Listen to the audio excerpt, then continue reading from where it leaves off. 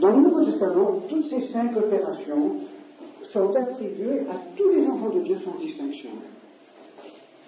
Nulle part dans le Nouveau Testament, il est dit, il est suggéré que certains enfants de Dieu n'ont pas ces 5 choses. Donc, tous les enfants de Dieu, selon le Nouveau Testament, sont déjà baptisés de l'Esprit, déjà habités de l'Esprit, déjà nés de l'Esprit, déjà scellés par l'Esprit et déjà loin de l'Esprit. Il obéit ici le mot onction. Deuxièmement, toutes ces choses, chaque fois qu'elles sont mentionnées dans le Nouveau Testament, sont mentionnées dans le temps passé ou parfait, non pas dans le temps futur. Donc, tous les enfants de Dieu ont reçu ces 5 aspects de l'œuvre de l'Esprit de Dieu, et c'est déjà une chose acquise.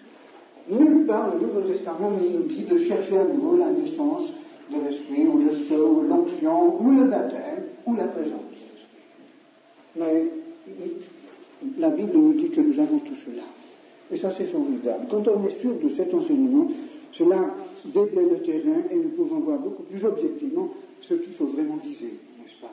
Si on vise quelque chose qui n'est pas le véritable objectif, alors ça peut nous entraîner dans beaucoup de difficultés. Si par exemple vous faites du cross-country et on vous dit qu'à tel et tel kilomètre il faut prendre un certain virage, et puis enfin vous avez déjà dépassé ce kilomètre, et puis si ensuite vous devez retourner en arrière pour contourner à nouveau ce kilomètre avant de pouvoir contourner la force, et bien vous perdez beaucoup de temps. Alors si par exemple, après votre nouvelle naissance, quelqu'un vous dit, alors maintenant il faut chercher le baptême de l'Esprit, en quelque sorte vous faites un kilomètre ou deux en arrière, pour revenir à nouveau en avant. Je ne sais pas si vous saisissez un peu la nuance. Mais, bibliquement parlant, c'est un non-sens que de dire à quelqu'un qui est né nouveau de chercher à être baptisé de l'Esprit. Vous lui dites qu'il faut chercher à être rempli de l'Esprit, oui. Saisi de l'Esprit, de marcher par la puissance de l'Esprit. Oui, il y a beaucoup. Enfin, tout cela, c'est une seule chose. Ce sont différents termes pour la seule chose. Mais le Nouveau Testament nous dit de chercher cela, mais de ne pas chercher le baptême de l'Esprit, puisqu'on est déjà baptisé. On est déjà mort avec Christ. On est déjà enseveli avec Christ, et on est déjà ressuscité avec Christ, spirituellement. Et nous attendons la résurrection physique. Enfin, je sais que tous les chrétiens ne sont pas d'accord avec moi quant à cette terminologie. Bien, je ne me bagarre pas avec eux, je les respecte, je les aime. Je ne veux absolument pas que cela me divise d'un seul frère en Christ. Mais j'ai le droit, et je le devoir quand même, de dire la vérité dans la Bible telle que je l'ai comprise. Et je ne suis pas arrivé à ces conclusions légèrement, ou parce qu'on m'a endoctriné, ou parce que tel et tel leader spirituel, ou tel et tel système ecclésiastique enseigne cela. Je suis arrivé à ces conclusions par la parole de Dieu seul, n'est-ce pas? Mais j'ai vérifié mes découvertes avec une multitude d'autres lectures et d'études, et j'ai essayé de vérifier mes conclusions en étudiant les conclusions de beaucoup d'autres auteurs et hommes de Dieu. Mais je suis plus convaincu que jamais que cet enseignement que je vous donne est biblique et évite beaucoup de problèmes. Maintenant, nous arrivons à la 7e opération, qui normalement arrive aussi au moment de la nouvelle naissance. Mais la différence entre celle-ci et les 5 autres ici, c'est que nous ne pouvons pas perdre les 5 opérations qui sont simultanées au moment de la nouvelle naissance, mais la 7e, nous pouvons la perdre. Il s'agit justement de la plénitude de l'Esprit.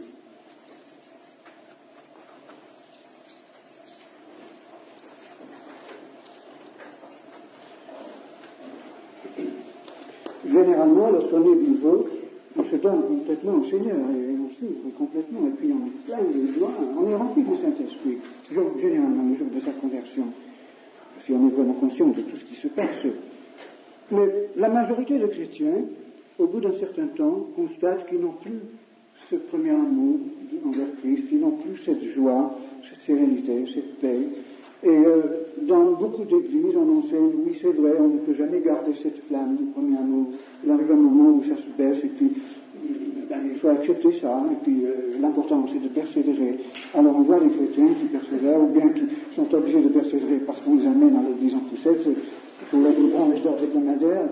Il y a le pasteur peut-être qui fait le travail de 10 hommes pour essayer d'assurer ce biberon hebdomadaire à tous ceux qui ne savent sont incapables de se nourrir eux-mêmes de la parole de Dieu. Tout ça, c'est un spectacle lamentable. La Bible conçoit la vie chrétienne comme une plénitude perpétuelle. Seulement, ne confondez pas plénitude avec croissance. Ces deux choses ne sont pas les mêmes. Un bébé qui vient de naître, aujourd'hui, peut être rempli de lait, de son biberon, du lait de sa maman. Et normalement, il devrait l'être. Mais cette plénitude, il doit la renouveler plusieurs fois par jour. Et tous les jours, n'est-ce pas? Et nous naissons dans le royaume de Dieu. Nous arrivons avec notre succès, et puis tout de suite, c'est alléluia, c'est formidable, je suis un enfant de Dieu, merveilleux, n'est-ce pas? Mais il faut renouveler cette plénitude. Ce soir, demain matin, vous avez besoin de revenir plusieurs fois dans la journée, et même toute la journée, à Dieu, pour renouveler cette plénitude. Et la raison pour laquelle beaucoup de chrétiens perdent leur plénitude, c'est qu'ils n'ont jamais appris à manger, ils n'ont jamais appris à renouveler cette chose. C'est pour ça que je vous enseigne à prendre le temps, et on dira que vous êtes fou, on dira que je suis fou, mais dans l'éternité, on verra qui est fou et qui n'est pas. N'est-ce pas? C'est pour ça que je vous conseille, je ne vous oblige pas, mais je vous conseille de prendre du temps régulièrement pour Dieu, pour nourrir votre âme. Votre corps a besoin de 3 bons repas par jour, ou au moins un bon café le matin, et puis 2 gros repas le midi et soir, n'est-ce pas? Et votre corps a tout autant besoin de se nourrir. Vous avez besoin à mon avis, de 3 repas par jour.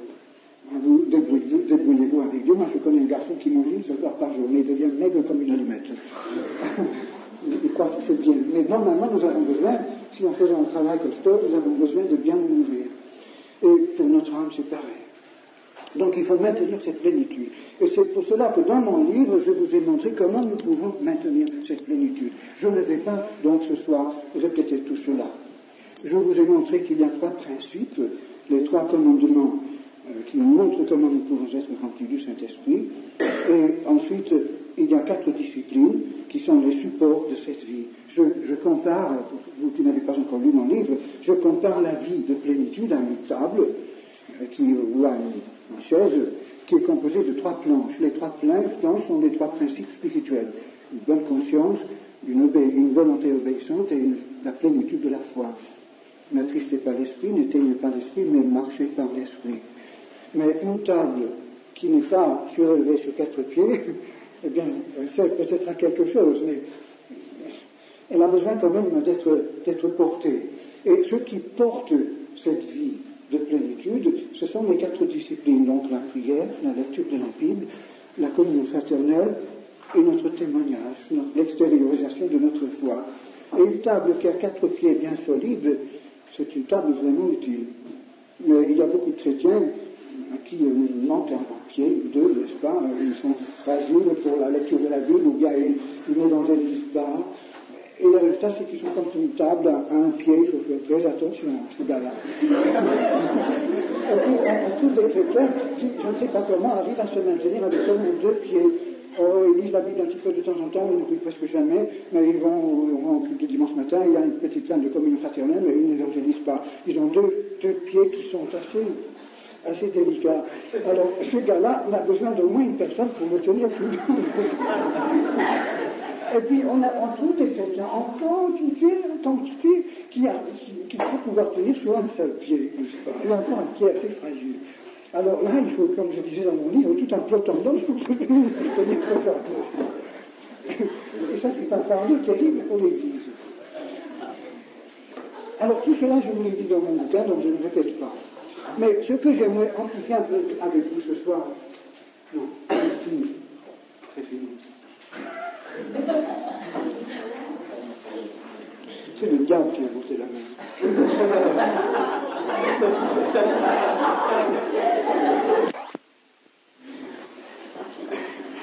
On se fait tellement d'idées. Nous avons toujours la tendance de faire une caricature de Dieu, n'est-ce pas, dans tous les domaines. Et c'est pour ça qu'il faut lire et relire la Bible intelligemment pour avoir un équilibre. La plénitude du Saint-Esprit, c'est une expérience vaste qui couvre tous les domaines de notre vie, tous les aspects de notre vie. Ce n'est pas simplement une ou 2 manifestations, une chose particulière. Si je suis rempli du Saint-Esprit, cela veut dire que non seulement mon âme est complètement inondée, contrôlée par la pensée de Dieu, mais mon corps aussi et donner à Dieu. Comme dit Paul, il faut que je donne mes membres à Dieu, mes mains appartiennent à Dieu, mes pieds appartiennent à Dieu, mes yeux, mon cerveau, ma langue appartient à Dieu. Donc si Dieu me dit, tu vas traverser la rue et parler à cet homme, ou tu vas aller confesser un péché, tel et tel péché contre cette personne que tu as offensée, ou si Dieu me dit de faire n'importe quoi, j'obéis. Mon corps appartient au Saint-Esprit. Le Saint-Esprit remplit mon âme, mais il remplit aussi mon corps. Il ne veut pas habiter dans un temple qu'il ne peut pas contrôler. Donc, dans tous les domaines de ma vie, tous les aspects de ma vie sont influencés par la plénitude de l'Esprit. Il y a, à mon avis, 7 choses qui arrivent quand on est rempli du Saint-Esprit. Et j'appelle ces 7 choses les 7 opérations progressives de l'Esprit.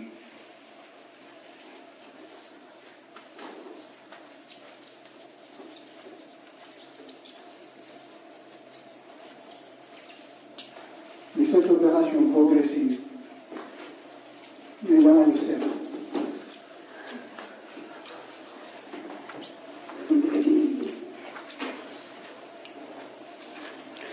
La première chose qui nous arrive, en fait, nous ne pouvons pas dire qu'il y a un ordre chronologique. Normalement, tout cela arrive en même temps, plus ou moins, n'est-ce pas? Et quand je dis progressif, je ne veux pas dire que nous ne puissions pas, dès notre conversion, commencer à expérimenter tout cela. Mais il y a un dé. Si je suis rempli du Saint-Esprit aujourd'hui, le jour de ma conversion, de ma nouvelle naissance, déjà tout cela commence à s'opérer dans ma vie. Mais Dieu veut que je continue à développer ces choses, que l'Esprit de Dieu développe de jour en jour, et que cela devienne de plus en plus puissant. Je disais tout à l'heure qu'il faut distinguer entre la plénitude et la croissance. Et je n'avais pas terminé mon illustration. Un bébé donc qui vient de naître peut être plein de lait. S'il reste plein de lait, il croît. Dans 6 mois, il a besoin de beaucoup plus de lait. Dans un an, il a besoin d'autre chose. Un petit morceau de bifteck, des tas de choses, n'est-ce pas? Ses besoins grandissent au fur et à mesure qu'il croît physiquement, qu'il se développe. Alors, si nous sommes constamment remplis du Saint-Esprit, nous croissons, nous grandissons très vite. Et nous avons besoin de plus en plus de plénitude. Un homme de 20 ans mange beaucoup plus qu'un bébé d'un mois, n'est-ce pas? Et pourtant, il ne peut pas être plus rempli qu'un bébé qui vient d'avaler son biberon. Donc on peut être rempli du Saint-Esprit quand on est tout jeune dans la foi, et même un grand prédicateur de 60 ans ne peut pas être plus rempli que cet homme-là. Seulement, il a, pendant toute cette vie, il a grandi, Dieu a développé ses facultés, développé sa foi, et il apporte non pas une plus grande plénitude en quelque sorte, mais une plénitude multipliée par X, par l'infini. C'est peut-être un non-sens mathématique ce que je dis, mais je crois que vous saisissez un peu le sens de ma pensée. Alors, la croissance est donc autre chose que la plénitude, mais est étroitement liée à la plénitude. Il y a aussi une troisième chose qu'il ne faut pas confondre avec la plénitude, ni avec la croissance, c'est la connaissance. Dans beaucoup de milieux évangéliques, on pense que si on connaît toutes les doctrines, on est très très calé, on a toutes les réponses, etc., qu'on est grand spirituellement. Mais moi j'ai connu des hommes qui ont eu un bagage doctrinal énorme et qui ont été très confiants. Au lieu de m'attirer par l'amour de Christ, je les évitais. Je restais de l'autre côté de la chapelle, n'est-ce pas? Je ne pas du tout entamer une conversation avec eux. C'était dangereux, c'était comme un hérisson. Si on les touchait, alors ça piquait, ça faisait mal. Alors on peut être avoir beaucoup de connaissances sans être rempli du Saint-Esprit. Vous voyez, ne confondez pas ces 3 choses. Alors, si je suis rempli du Saint-Esprit, la première chose qui m'arrive, c'est que le Saint-Esprit témoigne. Il y a le témoignage de l'Esprit.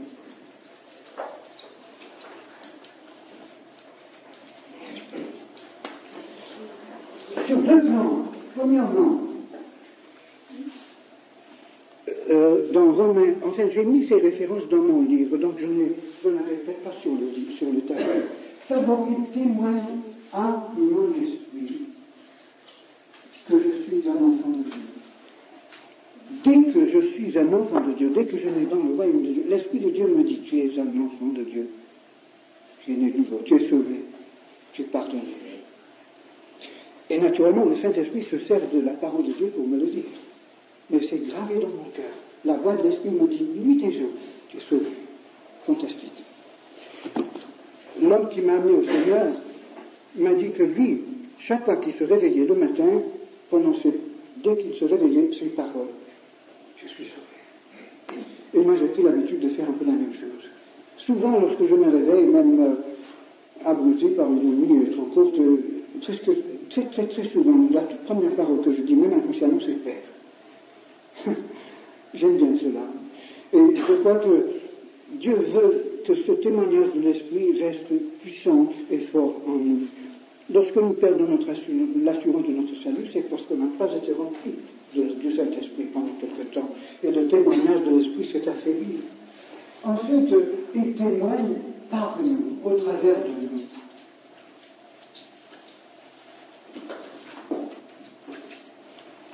Jean chapitre 16, le verset, Jean 15, pardon, ici c'est Romains 8, pas le verset.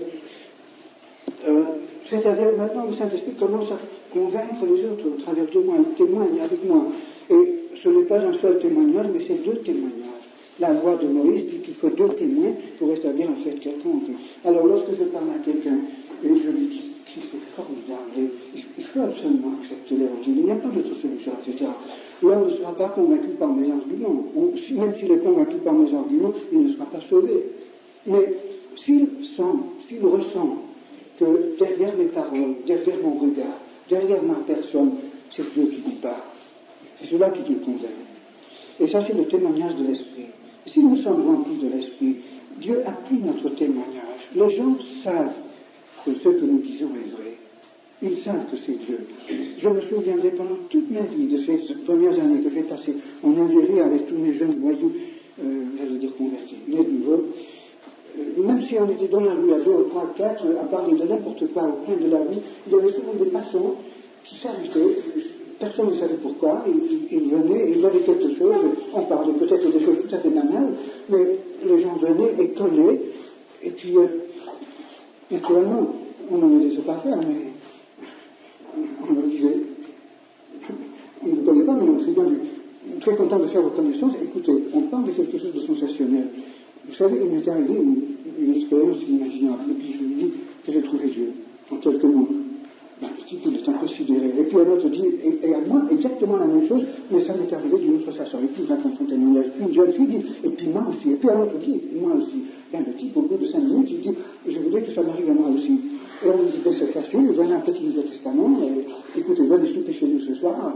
Et puis il trouve toute une bande de jeunes voyous là, autour de la table, et puis pendant tout le repas, on discute.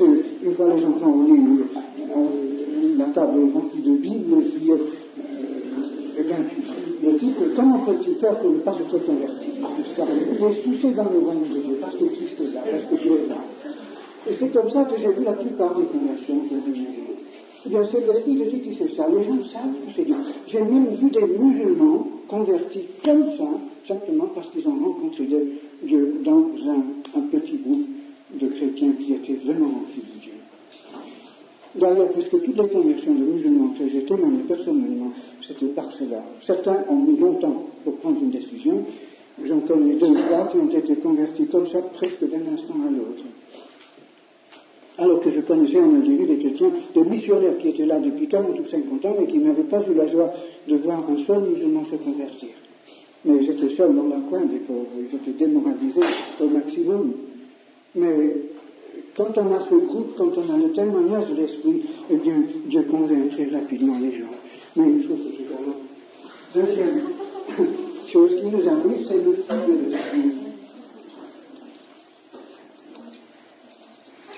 qui est l'amour, avec tous ses affanages.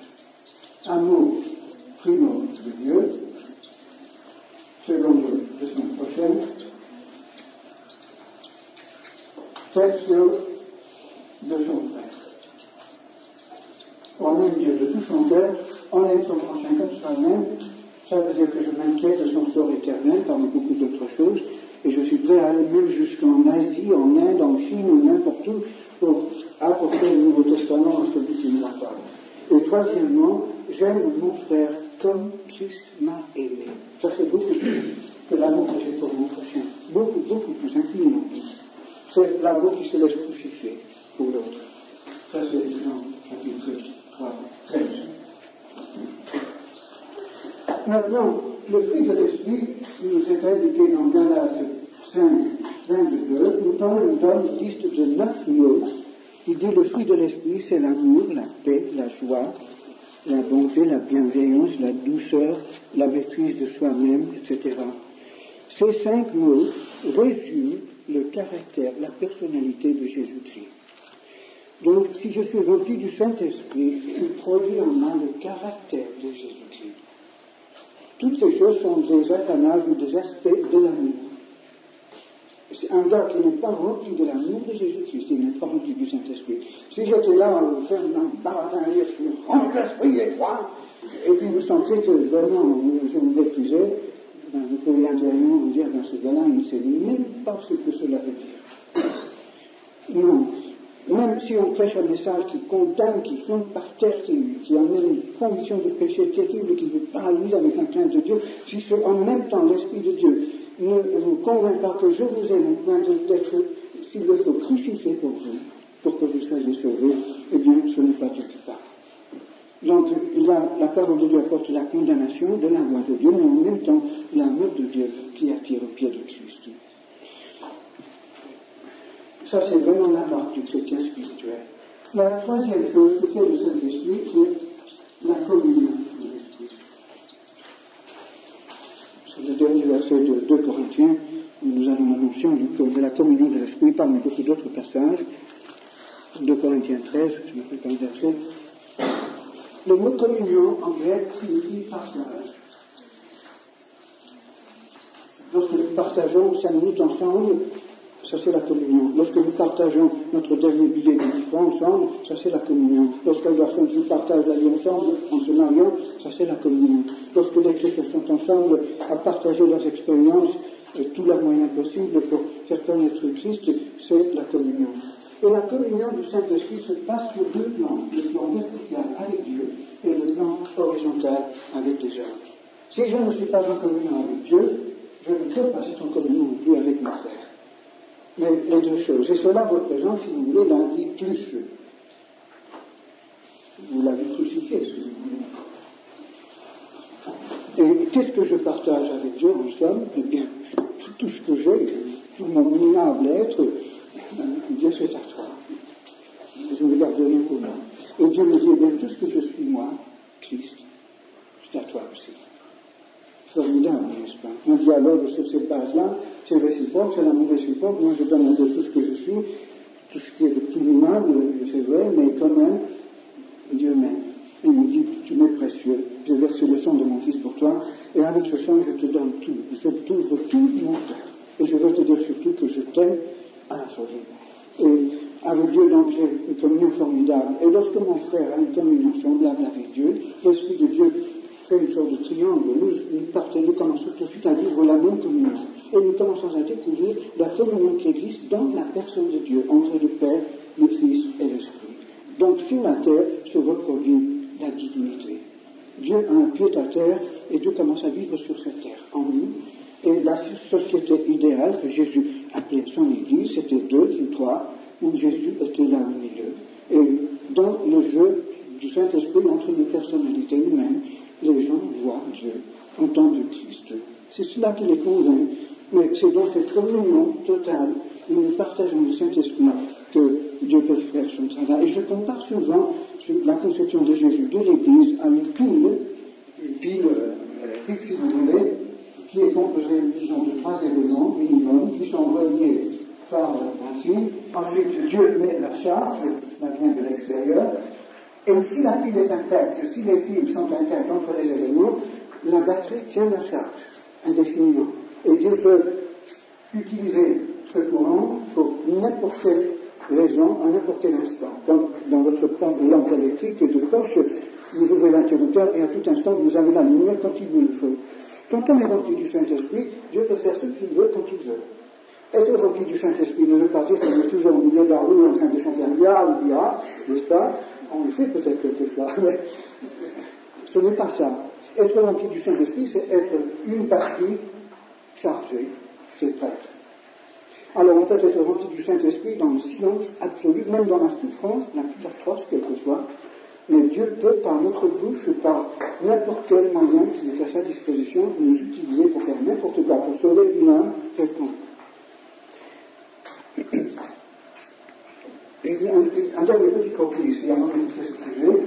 Je connais des églises où on a dit que le Christ est au milieu, mais Madame B est toujours terriblement distante de Madame C, et puis là, il y a un petit cabane qui se tient à l'écart, et ils font leur petit truc dans la barre, n'est-ce pas?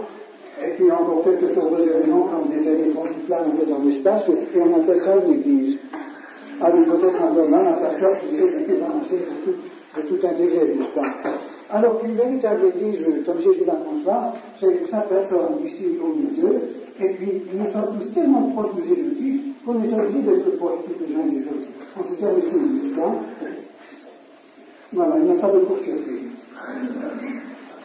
Bon, alors, le Saint-Esprit, non seulement fait la communion, mais il intercède pour nous. Romains 8, il intercède pour nous. Romains 8, il prie pour nous tout le temps. Il est appelé l'avocat. Nous avons deux avocats. Au ciel, nous avons un avocat, c'est Jésus. Sur la terre, nous avons un avocat, c'est le Saint-Esprit. Et si je fais une bêtise, alors mon avocat est là, et au lieu de lui cacher quelque chose, je lui dis, voilà ce que j'ai fait, c'est vrai, je l'avais. Oh, s'il te plaît, dépouille-toi avec le juge. Dieu le Père, c'est mon juge. Je sais qu'il m'a déjà pardonné en tant que juge, mais il est quand même mon papa, il faut que je m'arrange avec lui. Alors, le Saint-Esprit, il lance un coup de fil au ciel, il dit, Jésus, voilà mon client, il m'a tout dit, voilà les faits, alors c'est à toi de voir devant le juge. Alors Jésus, il montre ses mains cicatrisées, et le diable qui est de l'autre côté de Dieu, il m'accuse, et puis voilà, j'ai le droit, laisse faire, n'est-ce pas? Il y a l'argument du sang de Jésus. Jésus dit, j'ai versé mon sang pour cette chose. Satan, qu'est-ce que tu as à voir là-dedans? Ferme la bouche. Et puis, si moi j'écoute la voix de mon avocat, tout de suite ma conscience est libérée. Mais si j'écoute la voix de mon accusateur, alors je passe des années de misère quelquefois, jusqu'à ce que je me repente et je prenne le pardon paternel de Dieu. En tout cas, le Saint-Esprit fait tout ça pour nous. Et une fois que nous avons compris cela, il commence à prier par nous, pour les autres. C'est devenu une source inimaginable de salut et de puissance spirituelle dans ce monde. Nous pouvons toucher des gens, même les gens les plus difficiles, nous pouvons pénétrer au-delà de leur carapace d'hostilité contre Dieu et contre l'Évangile. Il y a 2-3 jours, j'ai raconté l'histoire de ma pomme de terre. Excusez-moi si je la répète pour tout le monde. Pour vous montrer comment le Saint-Esprit peut passer au-delà de la barrière de l'hostilité de notre prochain. En Alsace, à Strasbourg, une fois, je prêchais à la bonne nouvelle, il y a plein de années maintenant, et je disais que si on avait un brin de foi, on pouvait non seulement jeter une montagne dans la mer, le Vosges dans la Méditerranée, par exemple, mais Dieu pouvait faire n'importe quoi, et il pouvait même se servir d'une pomme de terre pour sauver une âme. Je ne sais pas pourquoi je l'ai dit. Mais après, une brave femme m'a demandé à manger, à déjeuner chez elle le lendemain. Elle m'a dit, je vais vous raconter une histoire. Je connais une personne qui a été sauvée par une pomme de terre. Elle m'a raconté l'histoire d'une femme qu'elle connaissait, qui avait une voisine qui habitait en face, qui était très méchante. Et chaque fois qu'elle parlait de Jésus-Christ, alors, c'était terrible. Alors, un jour, elles étaient tous les deux dans la rue et elles discutaient, et puis la voisine était tellement furieuse, elle a sorti d'un panier qu'elle avait une pomme de terre qu'elle a lancée à la figure de la chrétienne. Et la chrétienne, bonne alsacienne, elle a attrapé la pomme de terre et l'a mise dans la poche de son tablier, elle est rentrée chez elle, et c'est lui, en priant pour la voisine, une idée lui est arrivée. Le lendemain, dans son jardin potager, elle a planté la pomme de terre. L'année après, il a eu une récolte de pommes de terre. Alors, il a tout mis dans un panier, elle est allée taper sur la porte de la voisine en face, elle dit, madame, je m'excuse, mais voilà vos pommes de terre. Non, ça, qu'est-ce que vous faites? Elle a dit, si, l'année dernière, vous m'avez donné une pomme de terre. Je l'ai plantée, et c'est Dieu qui a fait tout cela, c'est à lui, c'est pas à moi. Et la femme a été bouleversée, et elle a été convertie. Alors, vous voyez, quand on prie pour les gens, Même si nous avons autre chose qu'une pomme de terre pour le convertir, Dieu peut faire le nécessaire, n'est-ce pas? Voilà l'intercession de l'Esprit. Et cinquième, le Saint-Esprit, il nous enseigne. Enseigne de l'Esprit. Mais je ne m'arrête pas là-dessus, je ne sais pas. Je vous dis simplement trois choses là-dessus. Premièrement, son but, c'est de nous révéler Christ. Voilà tout le but de son enseignement. Il a créé l'univers pour exprimer Christ. Il a écrit la Bible pour révéler Christ. Et dans tout son travail d'enseignement, il veut révéler Christ. Et deuxièmement, il le fait par la parole de Dieu. Surtout, c'est par la nature et par l'expérience, mais c'est plus par la parole de Dieu. Enfin, je n'ai pas besoin de dilater là-dessus. Sixièmement, il nous guide, nous avons la direction de l'Esprit. Comme il a dirigé Israël dans le désert par la nuée. Et le Saint-Esprit se sert généralement, mettons ici la nuée, si vous voulez, l'histoire de la nuée, il se sert de trois moyens pour nous guider. Premièrement, si vous voulez, la nuée proprement dite, c'est-à-dire la présence de Dieu, la voix de l'Esprit, conviction intérieure.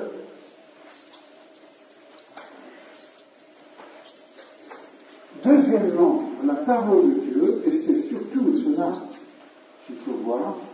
Je vais dire cela en premier, parole de Dieu, A, et la nuée, 2, des petits dés, et puis c'est les circonstances. Si l'Esprit de Dieu nous dit dans la parole de Dieu quelque chose de clair, nous n'avons pas besoin de chercher plus loin. L'Esprit de Dieu nous dit dans la Bible de ne pas nous mettre sous une alliance d'inégalité avec des incrédules. Et le garçon, par exemple, qui épouse une fille inconvertie, eh bien, il fait exactement cela. Et le résultat, c'est qu'il commet un grave péché, pour lequel il va souffrir. Je sais qu'il y a des cas exceptionnels, comme celui de Roger, où la jeune fille n'était pas tellement consciente de ce qu'elle faisait. Et Dieu a écouté ses prières. Et il nous donne un formidable Roger à l'église pour prouver que Dieu quand même fait des exceptions à la règle. Mais ce n'est pas la règle, ça. Pour un Roger converti par sa femme chrétienne après le mariage, je pourrais vous citer une liste interminable de pauvres gens qui sont sur la terre actuellement et qui vivent misérablement parce qu'ils sont ligotés pour la vie avec quelqu'un qui n'est pas converti, qui ne veut rien savoir de Jésus-Christ. Et les gosses. Imaginez-vous la situation. Donc je pourrais vous... Je ne sais pas si je vous ai raconté l'histoire de la bonne femme dans le Jura.